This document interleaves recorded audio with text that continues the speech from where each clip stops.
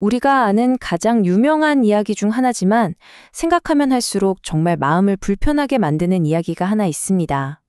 바로 아버지가 아들을 제물로 바치라는 도저히 이해할 수 없는 신의 명령을 받는 이야기, 이삭의 결박입니다. 오늘 이 충격적인 이야기 속으로 한번 깊이 들어가 보죠. 이야기는 바로 이 구절, 정말이지 서늘하고 직접적인 명령으로 시작됩니다. 한번 들어보세요. 내 아들. 거기서 그치지 않고 네가 사랑하는 외아들 이삭. 단어가 하나씩 더해질수록 그 감정의 무게가 어떻게 쌓여가는지 느껴지시나요? 이건 그냥 명령이 아니에요. 이건 아브라함의 심장을 겨누는 말이죠. 자, 여기서부터 우리의 진짜 질문이 시작됩니다. 도대체 왜 신은 이렇게 끔찍한 방식으로 사람을 시험대에 올렸을까요? 이 고대의 미스터리가 오늘을 사는 우리에게는 또 어떤 의미가 있을지 지금부터 그 실마리를 하나씩 풀어가 보겠습니다.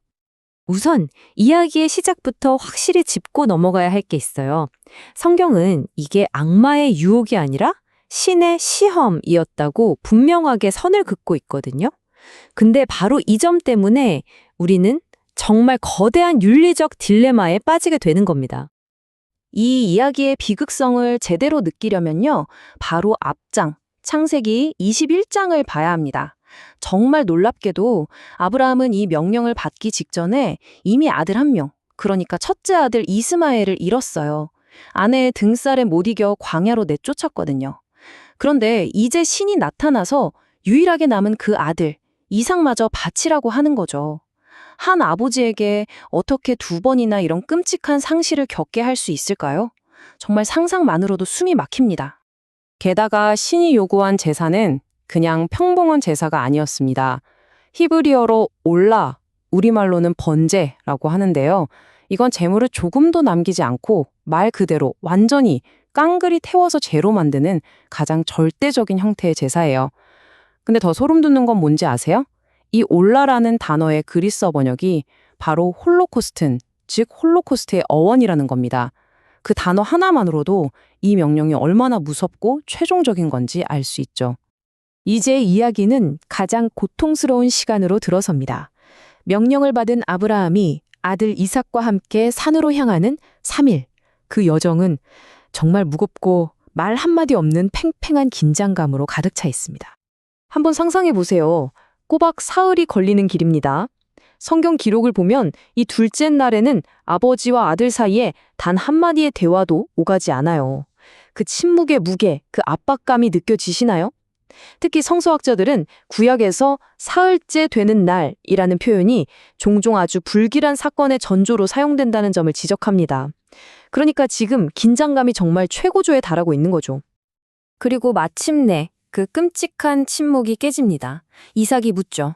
아버지, 번제할 어린 양은 어디 있나요? 아브라함의 대답은 언뜻 보면 엄청난 믿음의 고백처럼 들려요. 얘야, 하나님이 자기를 위해서 친히 준비하실 거야. 하지만 히브리 원문을 보면요, 이 대답은 정말 끔찍한 이중적인 의미를 가질 수 있습니다.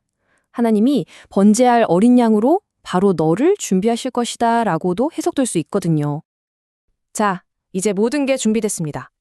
우리는 이야기의 절정, 아브라함을 벼랑 끝으로 몰고 가는 그의 침착하고도 끔찍한 마지막 행동들을 목격하게 됩니다. 아브라함은 마치 기계처럼 움직입니다. 제단을 쌓고 그 위에 나무를 버려놓고 그리고 마침내 사랑하는 아들을 묵십니다. 바로 이 장면 때문에 유대 전통에서는 이 이야기를 아케다, 즉 결박이라고 부릅니다. 이 단어 자체가 이 이야기의 상징이 된 거죠. 모든 행동이 이제 되돌릴 수 없는 마지막 그 순간에 향해 나아가고 있습니다. 아브라함이 칼을 들어 아들을 내리치려는 바로 그 찰나, 하늘에서 다급한 목소리가 들려옵니다. 아브라함아, 아브라함아! 이름을 2번이나 연달아 부르는 것에서 그 긴박함이 그대로 전해지죠. 그리고 마침내 그 끔찍한 희생은 멈춥니다. 근데 여기서 정말 놀라운 언어적 반전이 숨어 있습니다. 잘 들어보세요. 아까 아브라함은 하나님이 제물을 준비하실 것, 즉 이르에, 이을라고 말했잖아요. 그런데 천사는 지금 아브라함이 하나님을 경외한다, 즉 예레, 야레라고 말합니다. 이르에와 예레, 발음이 거의 똑같죠. 이 정말 절묘한 말놀이를 통해서 이야기의 초점이 하나님이 무엇을 해주실까 해서 아브라함이 어떤 마음을 가졌는가로 극적으로 전환되는 겁니다. 정말 기가 막히죠. 자, 이렇게 시험은 끝났습니다. 그리고 그 직후에 두 가지 중요한 사건이 연달아 일어나는데요. 바로 대체 제물이 등장하고 하나님의 새로운 약속이 주어지는 겁니다. 여기서 두 가지 아주 흥미로운 점을 발견할 수 있어요. 첫째, 하나님이 준비하신 동물은 이삭이 물었던 어린 양이 아니라 다 자란 순양이었다는 점. 그리고 둘째, 아브라함이 그 장소의 이름을 나의 위대한 순종이 아니라 여호와 이레, 즉 주님께서 준비하셨다라고 짓는다는 점입니다. 모든 초점과 영광을 자신의 행위가 아니라 전적으로 하나님의 은혜로 돌리고 있는 거죠. 그리고 시험의 결과로 하나님의 약속이 다시 한번 주어집니다. 그런데 여기에는 아주 중대한 변화가 하나 있어요. 이전까지는 무조건적이었던 하나님의 약속이 역사상 처음으로 아브라함의 순종이라는 행위를 조건으로 해서 주어집니다. 네가 이렇게 행하였은즉. 바로 이 구절 하나로 약속의 성격이 완전히 바뀌는 정말 중요한 순간입니다. 이제 이야기는 이렇게 끝나는 것처럼 보입니다. 아브라함은 종들에게 돌아가서 함께 집으로 떠났다고 하죠. 하지만 이 너무나 평범해 보이는 마지막 구절에 이야기에 가장 크고 소름 돋는 미스터리가 숨어 있습니다. 혹시 눈치채셨나요?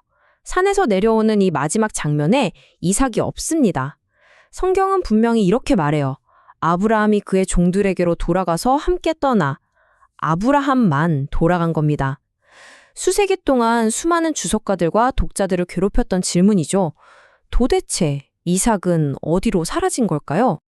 이처럼 풀리지 않는 질문을 남긴 채 이 강력하고도 문제적인 이야기는 그 이후의 역사에 정말 막대한 영향을 미쳤습니다. 마지막으로 이 이야기가 남긴 두 가지 핵심적인 유산을 살펴보면서 이야기를 마무리하겠습니다. 보시는 것처럼 유대교와 기독교는 이 이야기의 주인공을 서로 다르게 봤습니다. 후대의 유대교 전통은 기꺼이 자신을 제물로 바치려고 했던 아들 이삭에게 초점을 맞췄어요. 그의 그 순종적인 피가 이스라엘의 죄를 대신 속죄해야 하는 힘이 있다고 본 거죠. 반면에 신약 성서는 이 모든 것을 감내한 아버지 아브라함을 절대적인 믿음과 순종의 완벽한 모델로 제시합니다. 결국 우리는 맨 처음 던졌던 질문으로 돌아오게 됩니다. 이 이야기는 인간의 윤리마저 뛰어넘는 절대적인 믿음의 모델일까요? 아니면 오히려 정반대로 더 이상은 인간을 제물로 바치지 말라는 신의 최종 선언이었을까요? 아마 정답은 없을 겁니다. 그저 이 풀리지 않는 고대의 딜레마를 통해서 오늘을 사는 나의 믿음과 나의 윤리는 과연 어디에 서 있는지 돌아보는 그런 계기가 되기를 바랍니다.